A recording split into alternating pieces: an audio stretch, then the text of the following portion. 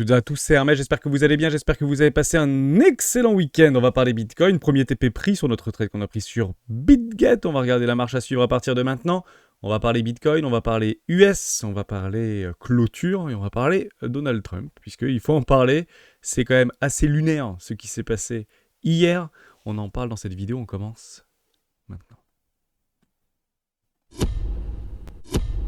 Avant de commencer, je vous invite toujours à rejoindre le Score des rois du marché. Vous trouverez le lien dans la description. À l'intérieur, vous y trouvez une documentation qui s'appelle la stratégie des 4 rois.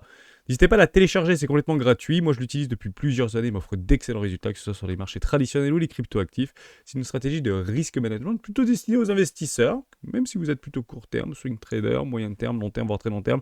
On est plutôt profil investisseur chez les rois du Bitcoin. Si vous partagez cette philosophie, en tout cas ce style, n'hésitez pas à venir la télécharger. C'est vraiment 20 pages à lire, extrêmement simple. On utilise des extensions et des retracements de Fibonacci notamment. On va parler Bitcoin dans cette vidéo avec ce premier TP, on va passer en 4 heures, on le verra beaucoup mieux, qui a été donc exécuté dimanche dans la journée, juste ici. C'était voilà, le 14 juillet, joyeux 14 juillet tous, joyeuse fête nationale. Ça a été pris ici. 20% de la position qui est sortie, vous pouvez l'avoir directement sur BitGet juste là, hein, avec un premier TP, et ça a été directement disponible au niveau de l'USD. On était parti sur un trade de 250 $ avec un levier x20, avec un risque management parfaitement maîtrisé, sur un setup que je fais régulièrement et que je vous partage régulièrement avec 3 conditions. Une zone, une déviation, une réintégration, une divergence momentum sur des timeframes notamment en 4 heures. Bon, maintenant qu'on en est là, qu'est-ce qu'on fait? C'est extrêmement simple.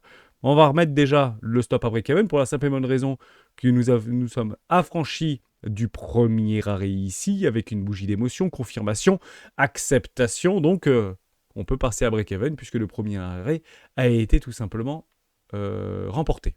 L'objectif de ce premier arrêt, maintenant qu'il a été clôturé, donc on pourrait peut-être attendre des bougies en journalière. Hein, donc, on a l'émotion, la confirmation au-dessus du premier arrêt, une bougie d'acceptation ici.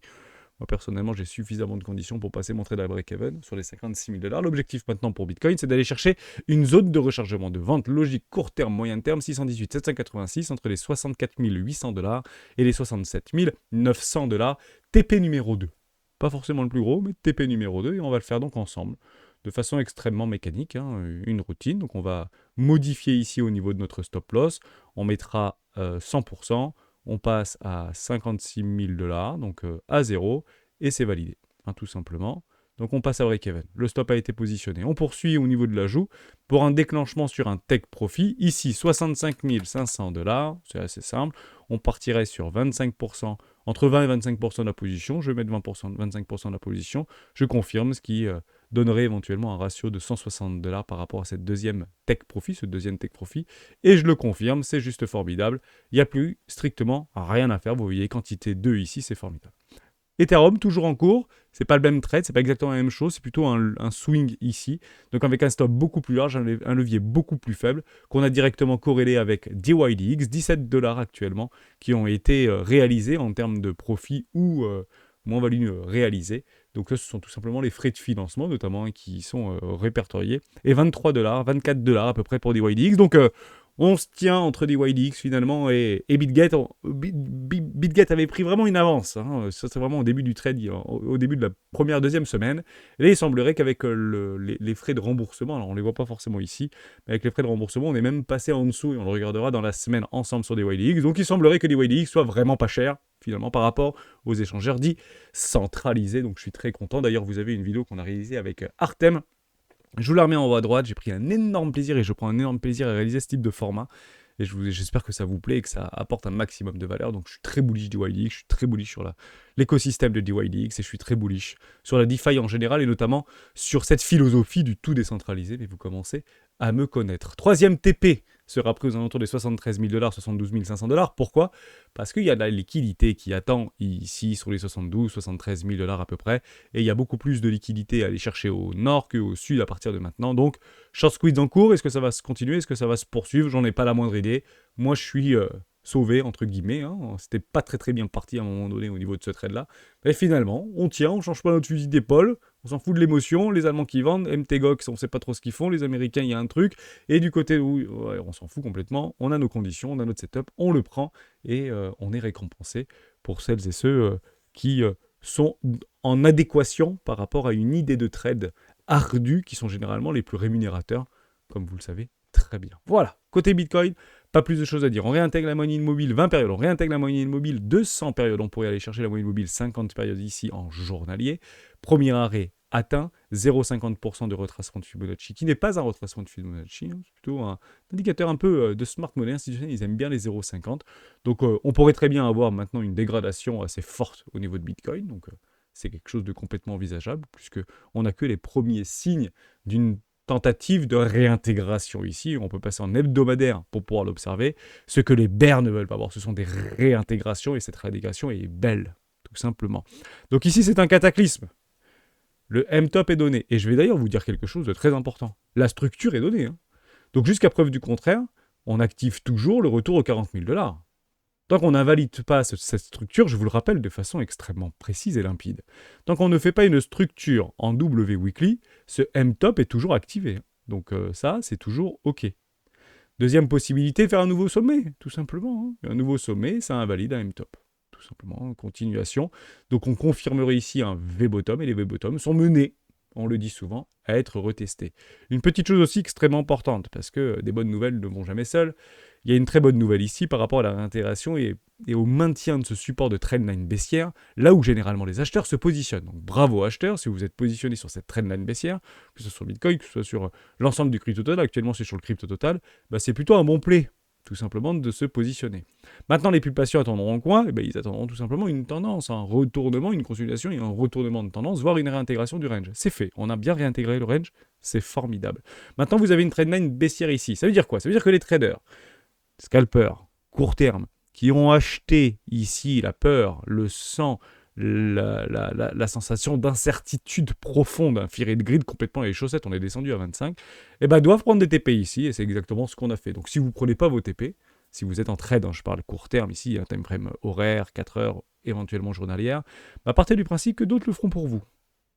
Voilà. Donc ne soyez pas déçus si d'autres personnes prennent des profits à votre place. Généralement, c'est une bonne gestion, hein, c'est de prendre des profits lorsqu'ils se présentent, lorsque nous l'avons décidé. Maintenant, si vous avez décidé de faire un levier x20 sur Bitcoin, sur les 55 000, 56 000 $, et que votre objectif, c'est de le vendre à 100 000 $, c'est une possibilité. Mais vous avez un risque-récompense qui est complètement déséquilibré, donc vous êtes prêt à perdre peut-être 8 fois sur 10, 9 fois sur 10. Quand je dis ça, c'est pas très très grave. Bon, vous êtes prêt à perdre 900 fois sur 1000. C'est quand même beaucoup de pertes, hein, 900 fois sur 1000. Donc vous voyez ce ratio-là, il faut faire attention à ça, et psychologiquement, c'est très dur à tenir, tout simplement. On va faire 3 news. La première, c'est celle-ci. Bah oui, qu'est-ce qui se passe un petit peu sur nos médias traditionnels? Les échos, notamment, placement de Bitcoin crypto-monnaie d'une valeur refuge, vraiment? Bon, n'y allez pas, hein, c'est pas vraiment une valeur refuge, faites attention. Saviez-vous que le minage de Bitcoin peut entraîner des problèmes de santé? On continue avec Santé Magazine. Troisième petite news ici très intéressante. Oui, j'essaye de bloquer à chaque fois les trucs. Donald Trump participera à la plus grande conférence au monde sur Bitcoin fin juillet et il sera même orateur. Honnêtement, ça c'est une super nouvelle, je suis très content de vous la lire. Elle est parue dans un moment samedi en fin de matinée, je l'ai lu, je me suis dit il faut absolument que je vous en parle. Honnêtement, c'est super positif, on est très très content que ce soit politisé, on savait que ça allait être politisé, je pensais pas que ça allait être autant politisé. Je suis toujours surpris sur ces marchés-là par rapport à cette capture d'audience, d'audimat, alors qu'actuellement, on va pas se mentir, hein, l'intérêt au niveau des cryptoactifs est au plus bas. On regarde plutôt les 7 magiques, l'IA et les valeurs plutôt technologiques ici et vraisemblablement de croissance. Et il semblerait qu'on arrive un petit peu à bout de souffle sur ces valeurs de croissance, donc faites attention à la rotation des capitaux. Troisième news, le Bitcoin atteint son plus haut niveau 2 semaines de la suite de l'attaque contre Trump. Pas une attaque, c'est une tentative d'assassinat, les valeurs cryptographiques montent en flèche. Et la photo qui va rester dans l'histoire pendant des dizaines d'années, c'est celle-ci. Voilà, c'est la photo qui va rester pendant des années, celle-ci. Alors, on ne rentrera pas dans des systèmes complotistes, on ne rentrera pas dans ils le savaient, ils l'ont vu, En fait, on s'en fiche complètement. La question est de savoir, c'est en quoi ceci est une opportunité. D'ailleurs, la première opportunité, c'est qu'il y a un candidat d'opposition à Joe Biden. C'est plutôt positif parce que s'il n'y avait pas de candidat en face, c'est très très compliqué. Et malheureusement, ça aurait été terrible pour la planète entière de voir un candidat et un ancien président des États-Unis assassinés sur le sol américain. Ça aurait été d'un drame sans commune mesure, et encore plus le 14 juillet, mais qui nous concerne plutôt nous, hein, Français, plutôt que les autres, comme vous pouvez bien sûr l'imaginez. Bon, ça ne veut pas dire qu'il n'y a rien aux États-Unis le 14 juillet, mais le 14 juillet, c'est plutôt une fête nationale française. Bon, vous l'avez comme ça, Révolution française, soit dit en passant. Bon.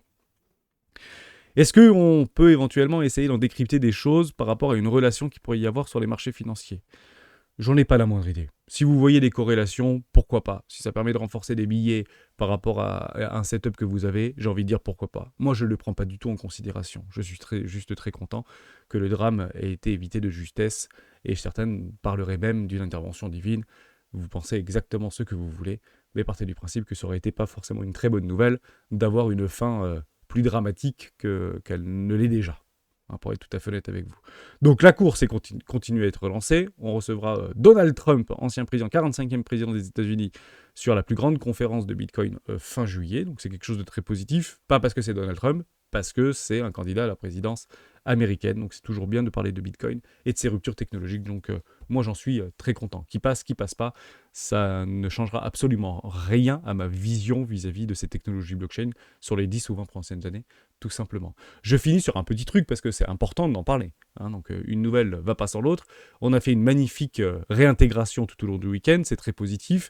On pouvait éventuellement le sentir, et je vous l'avais dit déjà la semaine dernière, par rapport à ce qui se passait le vendredi par rapport au samedi. Honnêtement, c'est assez fou encore une fois ce qui s'est passé du côté des ETF au compte en Bitcoin, parce que c'est pas 294, ils adorent faire ça, j'ai l'impression, quasiment 300 millions le vendredi. Donc on a compris qu'en fait la smart money, les institutionnels aimaient bien passer les commandes le vendredi, parce qu'on voit encore 310 millions de dollars vis-à-vis de BlackRock notamment, de Fidelities ou encore de BitB, qui ont acheté du Bitcoin de façon assez massive. Donc on l'a eu samedi, on s'est dit, bon, apparemment l'opportunité est consommée, il semblerait qu'il y ait vraiment de l'intérêt au niveau spot notamment et institutionnel, voire smart money big boy sur ces niveaux de valorisation, c'est plutôt positif et la confirmation a été faite donc dimanche sur une reprise du momentum du côté acheteur tout simplement. Maintenant, sur des grandes time frames, est-ce qu'il l'avait perdu? Bien évidemment que non, puisque multi-time frame c'est très haussier, nous sommes bien dans la tendance et la tendance est toujours parsemée de range dans 80% du temps. Maintenant, si vous jouez plutôt les résolutions, à partir du principe qu'il va falloir prendre votre mal en patience parce qu'on est 80% du temps en range et 20% en tendance. Donc si en fait on essaye de jouer les extrêmes, de par une émotion forte de capitulation ou d'amère certitude, j'ai presque envie de dire, à partir du principe que vous allez souvent vous faire rect en réalité. On ne vend pas sur des supports, on ne vend pas sur des potentiels breakouts, il nous faut des confirmations donc sur des grandes time frames pour retourner une tendance. Donc on peut partir du principe que la dynamique est baissière, puisque l'objectif maintenant c'est que tous les rebonds soient menés à être shortés, je suis tout à fait d'accord avec vous. Si ces rebonds sont faits pour être shortés, à ce moment-là, moi sur un trade, je TP, donc je prends des profits sur mon long, jusqu'à invalidation bear tout simplement. Donc les invalidations sont toujours la contrepartie d'une résolution vis-à-vis des personnes qui sont à l'opposé, qui sont contreparties. Donc ici, prise de profit tout simplement pour ceux qui sont en longue et prise de profit lorsque ça descend, lorsque les gens sont en short et tous les rebonds étaient faits pour être achetés encore il y a quelques semaines en arrière. Pas plus de choses à dire, hormis un magnifique gap CME qui s'est ouvert, il est juste ici. Donc vous avez 9 chances sur 10 que ce gap soit comblé dans la semaine, ou tôt ou tard, mais on peut partir dans la semaine. Donc faites attention à ça si vous voulez vous positionner, c'est peut-être pas quand c'est des jolies bougies vertes, mais plutôt sur des corrections. Donc on essaye de se placer, si vous pensez que ça y est, on a réintégré et qu'on n'ira pas faire de plus bas, puisqu'on avait fait ce travail-là notamment avec Géo, sur Ichimoku Kinkoyo, sur une dépolarisation, une sortie de range, une réintégration, à partir du 14 juillet. Honnêtement, bravo Géo. Tu nous repartageras ça sur le Discord, il l'a partagé il y a quelques semaines. Il nous avait parlé de la date du 8 et du 14 juillet. Le 14 juillet, bravo, belle impulsion haussière. Logiquement, cette correction, par rapport au quatrième pan de span, à ce moment-là, logiquement, on devrait avoir un bottom. Il ne doit pas avoir de nouveau plus bas, sinon la correction sera beaucoup plus profonde. Si cette correction est beaucoup plus profonde à partir du 14 juillet, ça active, et vous avez bien compris que l'objectif n'est plus d'aller chercher les 50 000 $, n'est plus d'aller chercher les 52 000 $, c'est d'aller chercher les 40 000 $. Pourquoi? Parce que la structure est posée. Tous les rebonds sont faits pour être shortés, jusqu'à invalidation. Vous avez bien compris ça, je pense que c'est important. Bon, donc magnifique gap, on va le noter ensemble, pas de problème avec ça. J'espère que je vous ai aidé, on en reparle demain, on regardera un petit peu tout ce qui va se passer au niveau de l'ouverture de Wall Street dans cette journée et comment les marchés vont prendre cette information vis-à-vis de la tentative d'assassinat de l'ancien président Donald Trump, 45e président des États-Unis. On en reparle demain avec grand plaisir.